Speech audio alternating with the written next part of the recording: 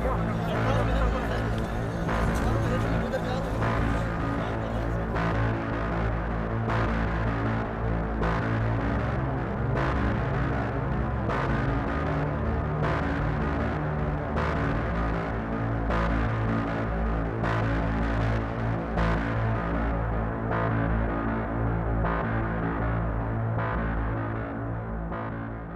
तो मैं आया था, मैं 18 साल का था। तो उस ज़माने में मुझे याद है ज़िया साहब होते थे और मेरे वालिद साहब भी मिलिट्री में थे, बल्कि उन्होंने दोनों जंगें लड़ी हिंदुस्तान से। उन्होंने मुझे एक बात बताई थी कि बेटा ये जो दो जंगें ना ये बेवकूफ़ाना जंगें थी, और जबकि उनको तमग़े रिसालत मिला और सितारा जुर्रती मिला। मैं कहना ये चाहता हूँ कि ये जो हमारे अक्लमंद मिलिट्री के लोग हैं, इनका क्या ख्याल है कि ये कंटिन्यू कर सकता है इस तरह? कभी ना कभी तो एंड होगा, तो किधर जाएंगे आसिम मुनीर साहब? मेरा एक मैसेज है आसिम मुनीर साहब से, आप सोच लीजिए कि अब से 5 साल बाद, 10 साल बाद, 15 साल बाद, 20 साल बाद आप किधर जाएंगे? बताएं ना, कहाँ जाएंगे आप? आप अमेरिका आएंगे? आपको याद है क्या किया था उन्होंने शाह ईरान के साथ?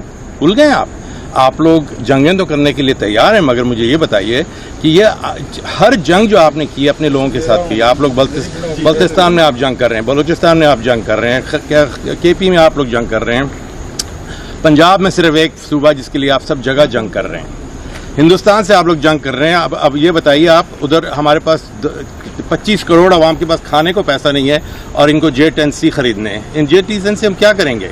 हिंदुस्तान पे मैं बहुत सारे हिंदुस्तानियों के साथ काम कर चुका हूँ, मुझे तो कोई प्रॉब्लम नहीं हुई उनके साथ। मेरे साथ अभी भी हिंदुस्तानी काम करते हैं, मुझे तो कोई प्रॉब्लम नहीं है उनके साथ। तो मुझे ये बताइए प्रॉब्लम है कहाँ? एक ही जगह आती है और वो वापस कहाँ आती है? बार बार, कि हमारी मिलिट्री जो है वो कंटिन्यूसली इंटरफेयर कर रही है पॉलिटिकल प्रोसेस में, और जब तक ये होता रहेगा पाकिस्तान के टूटने का बहुत बड़ा खदशा है। क्योंकि जब तक आप पॉलिटिकली इन्वॉल्व नहीं करेंगे एक ऐसे मुल्क को जिसमें कोई यूनिटी नहीं है, without the political process as same as in India, आप इसको जोड़ के नहीं रख सकते लोगों में। कभी ये ना ये मुल्क बना था किसी के वोट से, ये बेसिकली एक पार्टीशन था।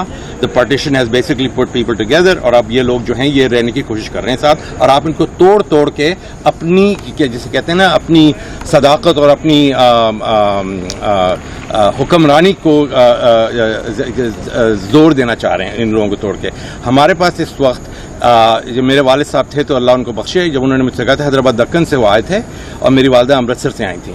दोनों ने मुझे ये कहा था कि बेटा हमारे लोग मर गए रास्ते में, ये पाकिस्तान हमने बनाया। हमने किस लिए बनाया ये पाकिस्तान?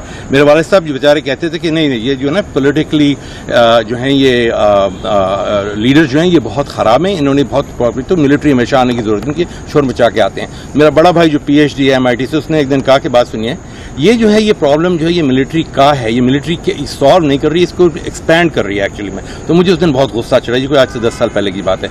अब हमें फुल सर्कल समझ आ गई है कि ये मिलिट्री ही प्रॉब्लम है। हम इस मिलिट्री के, मैं उस मिलिट्री का क्या कहते हैं पैदावार हूं, मगर मुझे अब समझ आ गई कि ये मिलिट्री नहीं चल सकती।